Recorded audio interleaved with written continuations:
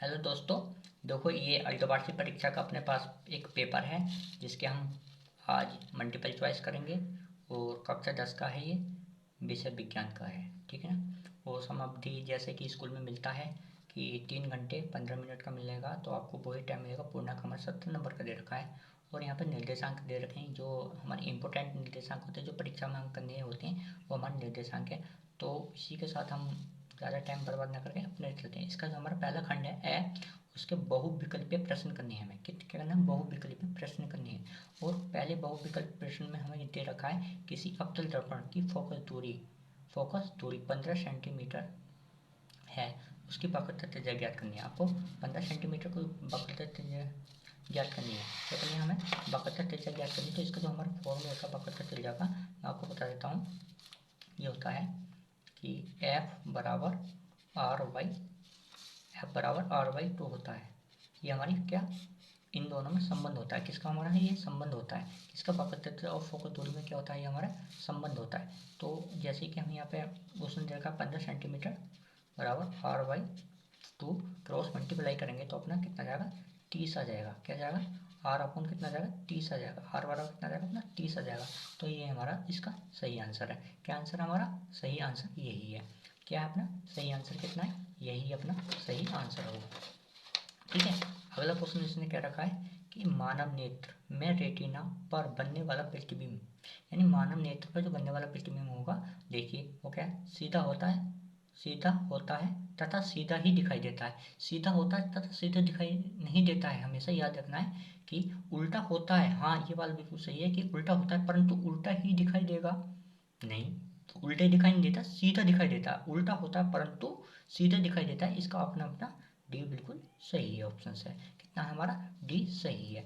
उसके बाद नीचे दे रखा है प्रिज्म से श्वेत प्रकाश की किरण के गुजरने पर सबसे अधिक विचलन होता है।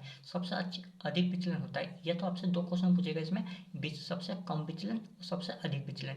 तो आपने एक एक आपने याद रखा होगा कि एक होता है अपने पास फॉर्मूला होता है कि रोए, मैं आपको यहाँ पर लिख कर दिखा देता हूँ। रोए RO बाई रोए ग्रीन बॉय इंडिया वाला, है ना। ये होता है। तो जो ये अपना होता है, तो सबसे कम लाल रंग के लिए होता है। कितने होता है? ये लाल रंग के लिए होता है। लाल रंग के होता है। तो ये हमारा क्या होता है? बैंगनी। सबसे अधिक हमारे बैंगनी रंग के लिए होता है। तो इसमें अपना ऑप्शन दे रखा है बैंगनी। हाँ, सही बात है। सबसे अधिक जो हमारा एंगल होगा वो किसके लिए होता है? बैंगनी रंग के लिए अधिक होता है। तो हमें ये दे रखा है घे में, ये हमें घे में दे रखा है, बिल्कुल सही दे रखा है। फिर आगे इसने क्या रखा है कि एक टेस्ला बराबर क्या? एक टेस्ला बराबर होता है क्या? Weber weber metre weber upon metre square, बिल्कुल सही है। यही अपना ऑप्शन है। बेबर स्क्वायर मीटर होता है। ये हमारा क्या बता देता हूँ मैं, चुंबकीय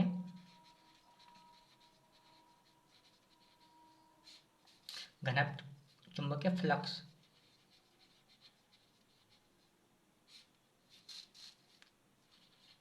घनत्व का मात्रक होता है। का मात्रक होता है। ये हमारा क्या होता है? हमारा चुंबक घनत्व का मात्रक होता है। जो होता है इसका जो मात्रक होता है वो होता है हमारा फ्लक्स अपॉन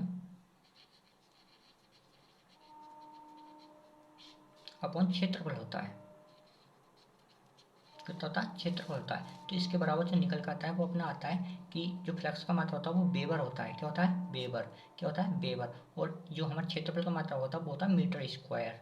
कितना होता है? Metre square. तो आप इसको हम देखिए कितना बेबर अपॉन मीटर स्क्वायर होता है। कितना होता है? चुंबकीय फ्लक्स घनत्व का मतलब होता है बेबर मीटर स्क्वायर होता है। तो इसकी जो हमारे पास निकल कर आता है ये होता है कि बेबर अपॉन मीटर स्क्वायर बराबर होता है एक टेस्ला। ये होता है कि एक, तो ये हमारे इसमें पहला बहुविकल्प ही अपना बिल्कुल सही है। क्या अपना पहला विकल्प बहुविकल्प बिल्कुल सही है कि एक टेस्ला बराबर होता है बेबर मीटर स्क्वायर होता है। फिर आगे उसने क्या रखा है कि विद्युत जनित्र में विद्युत चुंबकीय प्रेरण होता है। चुंबकीय क्षेत्र चुंबकीय क्षेत्र में, हाँ ये बिल्कुल सही है, इसका पहला ही सही है। क्या अपना, इसका पहला ही अपना बिल्कुल सही है। आगे क्या रखा है इसने कि विद्युत शक्ति का मात्रक होता है वोल्ट, नहीं ये तो हमारा विभवांतर का मात्रक होता है, या विभवांतर का मात्रक, ये विभव का मात्रक होता है वाट, हाँ ये अपना वाट का मात्रक बिल्कुल सही है। तो मैं आपको ये यहाँ पे दिखा देता हूँ कि पावर के हमारे पास 3 मात्रक होते हैं। पावर के हमारे कितने मात्रक होते हैं, 3 मात्रक होते हैं। P बराबर बी आई, क्या में होते हैं हमारे, वाट में होता है। दूसरा आता है B बराबर आई स्क्वायर इंटू आर, ये भी क्या में आता है अपना, वाट में आता है। तीसरा मात्रक आता है अपना बी स्क्वायर अपॉन आर, ये भी क्या में आएगा अपना, वाट में होगा। तो शक्ति का जो मात्रक होता है, शक्ति का जो मात्रक होता है वो अपने क्या होता है, वाट होता है। क्या होता है अपना, वाट होता है। शक्ति का मात्रक क्या होता है अपना, वाट होता है। शक्ति का मात्रक अपना वाट होता है। तो शक्ति का मात्रक क्या होता है अपना, वाट होता है हमारे। खैर सही है। नीचे का प्रेरण धारा की दिशा ज्ञात करने के लिए, ज्ञात करने का नियम है। अच्छा, प्रेरण का हम लोग ज्ञात करने का, फ्लेमिंग के दाएं हाथ का नियम, फ्लेमिंग के बाएं हाथ का नियम, या ओम का नियम, इनमें से कोई नहीं। देखो ओम का नियम तो सरासर गलत है और इनमें से कोई नहीं। तो फ्लेमिंग के दाएं हाथ का नियम या फ्लेमिंग के बाएं हाथ का नियम, हमें दोनों में से एक होगा। उसने क्या रखा है, प्रेरित धारा की दिशा ज्ञात करने का नियम है। प्रेरित दिशा के को ज्ञात करने का जो नियम है अपने पास, वो है अपने फ्लेमिंग के बाएं हाथ का नियम। फ्लेमिंग के बाएं हाथ का नियम, फ्लेमिंग के बाएं हाथ का नियम, यानी हमें गैर बिल्कुल सही दे रखा है इसने कि जो हमारे फ्लेमिंग के दाएं हाथ का जो नियम होता है वो हमारे जनित्र पर काम करता है, और फ्लेमिंग के बाएं हाथ का नियम हमारा काम करता है मोटर पर काम करता है। किस पर करता है, हमारे मोटर पर काम करता है। देखिए ये आपकी इस परीक्षा के लिए बहुत इंपॉर्टेंट हो जाते हैं कि ये हमारे प्रश्न पत्र व अर्धवार्षिक परीक्षा में पूछे गए, तो वार्षिक में भी आने के पूरे पूरे चांस रहते हैं। यहीं पे हमारा भौतिक विज्ञान समाप्त होता है। चलते हैं हम रसायन विज्ञान की तरफ। देखिए प्रश्न नंबर अपना 8 कह रहा है निम्नलिखित में से ऊष्मा क्षेपित अभिक्रिया है। हमारे पास दो अभिक्रिया होती हैं, वो एक तो ऊष्मा क्षेपित होती है और एक ऊष्मा अवशोषित होती है। ऊष्मा क्षेपित वह अभिक्रिया होती है जो ऊष्मा को उत्पन्न करती है, और ऊष्मा क्षेपित अवशोषित वह अभिक्रिया जो ऊष्मा को लेती है। तो इसमें अपने पास दे रखा है, तो ये हमारी क्या संयोजन के द्वारा ही होता है। क्या होता है, हमारे संयोजन के द्वारा ही होता है, संयोजन का रूप होता है जिसमें हमारा क्या कार्बन प्लस के O2 जोड़ रखे हैं, और हमारे क्या मिलनी है यहाँ पे 994.45 कैलोरी दे रखी है, यानी ऊर्जा का मात्रक हमारा क्या होता है, कैलोरी होता है। तो इसके अंदर हमारा यही बिल्कुल सही है और बाकी हमारा नहीं है। देखिए और इसमें हमारा ऐड कर रहा है, यानी ऊष्मा क्षोभित या हमें दे भी रहा, बाकी में सब में माइनस भी है। तो ये हमारा ऊष्मा क्षोभित हमारा पहले ही ऑप्शन बिल्कुल सही है। कौन सा ऑप्शन सही है हमारा, पहला बिल्कुल सही है।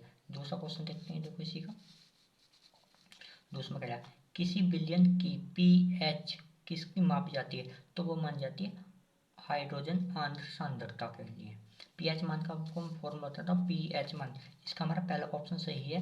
हाइड्रोजन आयन, हाइड्रोनियम आयन, कोई ऐसा कोई नियम नहीं होता, एवरेज तो दोनों नहीं हो सकते और इनमें से कोई तो बिल्कुल हो भी नहीं सकता। तो हम पीएच मान का फॉर्मूला बता देता हूँ।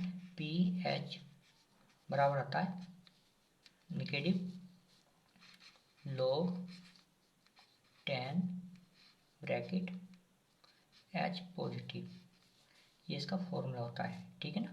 हाँ, इससे हमारे पीएच मान की वैल्यू निकल जाती है। तो देखिए किसी विलयन का पीएच किसकी माप है, तो वो हाइड्रोजन आयन की सांद्रता की माप है, ना कि हाइड्रोनियम आयन सांद्रता। ऐसा कोई नियम होते नहीं है साइंस में। और अवय तो जब हमारे ये नहीं है तो अवय हो नहीं सकता इनमें से नहीं, तो हमारा कौन सा पहला ही ऑप्शन बिल्कुल सही है। आगे क्या रखा है, किसी एल्कीन का सूत्र है।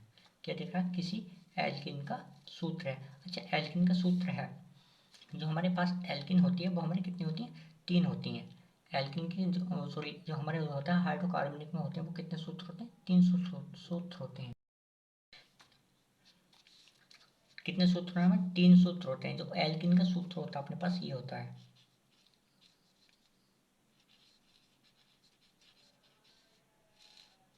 एल्कीन का होता है CnH2n, ये हो गया। अब देख लीजिए इसमें देखो हम यहाँ पे सी की वैल्यू हम 4 लगा कर देखें, सी की वैल्यू 4, H2 गुणा कितना हो जाएगा हमारा 4 हो जाएगा। तो ठीक है, C4H कितना हो जाएगा 8। देखिए इसमें कौन सा है हमारा, बिल्कुल सी सही जा रहा है कि हमारा सी हमारा मैच कर रहा है, कि ये अपना सी ऑप्शन बिल्कुल सही है कि हमारा एल्कीन में जो फॉर्मूला होता है ये होता है। ठीक है ना।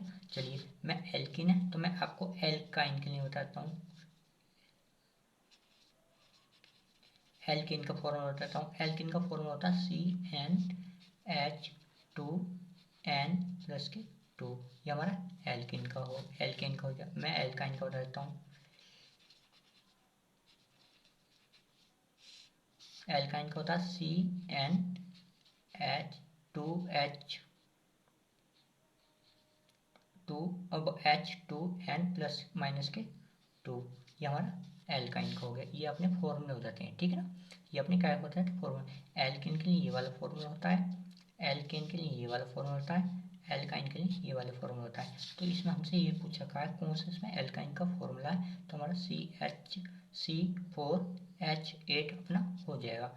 आगे देखिए उसने क्या रखा है, व्यंजन चूर्ण का रसायन सूत्र बताइए। देखिए पहले जो है Na2CO3 इंटू 10H2, तो ये हो जाएगा हमारा धावन सोडा। धावन सोडे का फॉर्मूला हो जाएगा CaOCl2। ये हो जाएगा हमारा व्यंजन चूर्ण का फॉर्मूला। यानी अपना कौन सा ऑप्शन सही है, व्यंजन चूर्ण वाला बिल्कुल अपना ऑप्शन बिल्कुल सही है। आगे बताता हूँ NaOH, ये हमारा कास्टिक सोडा क्या हो जाएगा, हमारा कास्टिक सोडा हो जाएगा। अगले दिखा देते हैं हम। उसमें क्या है, इसमें अधातु है। देखिए जैसे हमारे पहला ऑप्शन देखा के, क्या पोटोशियम। पोटोशियम आता है हमारा 19 नंबर पे। कौन सा नंबर पता है, 19 नंबर पे।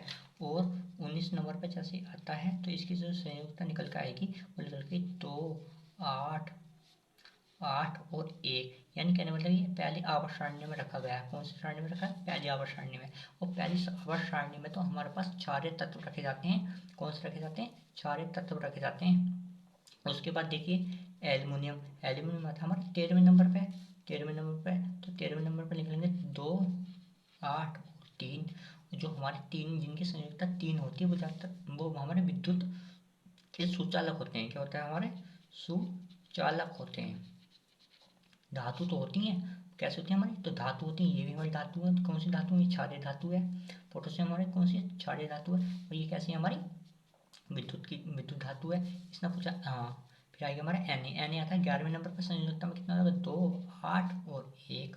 कितना हो जाएगा हमारा 1। तो ये हमारी कितना हो जाएगा 1। ये भी हमारी क्या हो जाएगी, क्षारीय धातु है। तो ये हमारे पास F, जो हमारे पास F है ये क्या हो जाएगा हमारा B। बिल्कुल सही है क्योंकि ये हमारी अधातु है। क्या धातु है हमारी, ये अधातु है।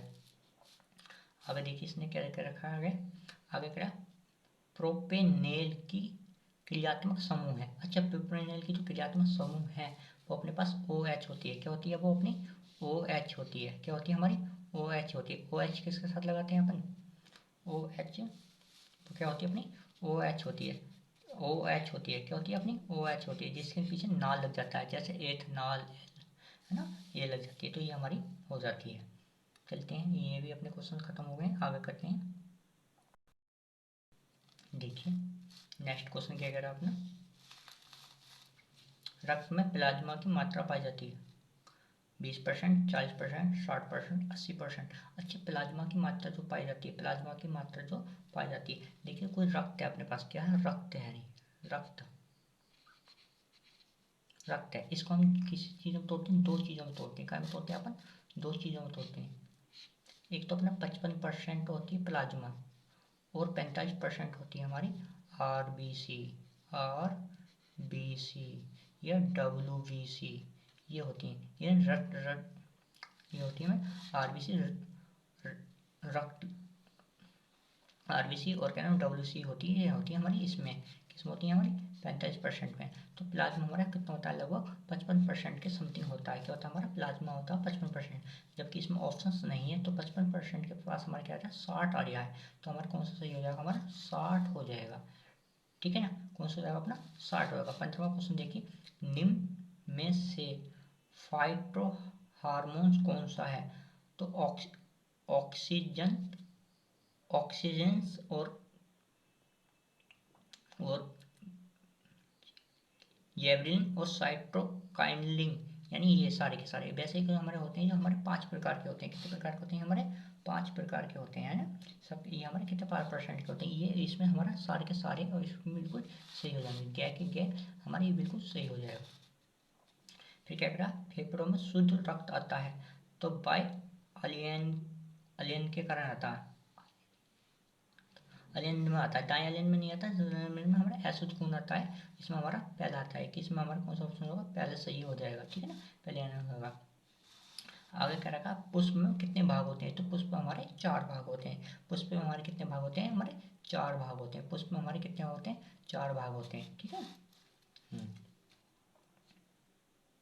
जाइगोटा में अणुसूत्रों की संख्या होती है, वैसे अणुसूत्रों की संख्या होती है वो 46 होती है। अणुसूत्रों की संख्या जो होती है हमारी वो 46 होती है। इसमें पूछा कि कितनी होती है, 4x 3x 2x। अच्छा 23 से गुणा करेंगे हम, कितने आ जाएगा हमारा 2 से, तो ये क्या जाएगी हमारी संख्या जाएगी 2x। इनको हम x बोलते हैं, क्या बोलते हैं हम इन्हें x बोलते जाते हैं। तो 2 से आ जाएगी तो 2x हो जाएगा, कितना हो जाएगा हमारा, बिल्कुल 2 हो जाएगा, बिल्कुल हमारा ये कितना हो जाएगा 2x होगा। पादप में जाइलम उत्तरदायी होता है। अच्छा जाइलम, जैसे हम जाइलम लिखते हैं, क्या लिख रहे हैं आप, जाइलम लिख रहे हैं, यहाँ पे मैंने लिखे जाइलम, जाइलम। तो जाइलम में ही अपना जल छुपा हुआ, क्या लिखा हुआ है, जल, जल लिखा है। तो क्या करता है ये अपना जल का वाहन करता, वाहक करता है, क्या करता है, जल का वाहक करता है। देखिए डीएनए, डीएनए पाया जाता है काय में, कोशिका द्रव में पाया जाता है, कोशिका द्रव केंद्रक द्रव में पाया जाता है, केंद्रिका में पाया जाता है, केंद्रक में पाया जाता है। तो कोशिका हमारा काय में पाया जाता है, कोशिका द्रव में पाया जाता है। कोशिका काय में पाया जाता है, कोशिका द्रव में पाया जाता है, ठीक है ना। कोशिकाओं कोशिकाओं के नाभिक में उपस्थित होता है, क्या होता है, कोशिकाओं के नाभिक में होता है डीएनए, ठीक है ना। क्या होता है अपना डीएनए काय में होता है, कोशिकाओं के में होता है, ठीक है ना, डीएनए, ठीक है। डीएनए का होता है हमारा कोशिकाओं में होता है। तो इसकी जो होती है राइबो न्यूक्लिक एसिड होता है, राइबो न्यूक्लिक एसिड इसकी फुल फॉर्म होती है, ठीक है। आज की क्लास यहीं पे समाप्त करते हैं, अगले लाते हैं नए क्वेश्चन।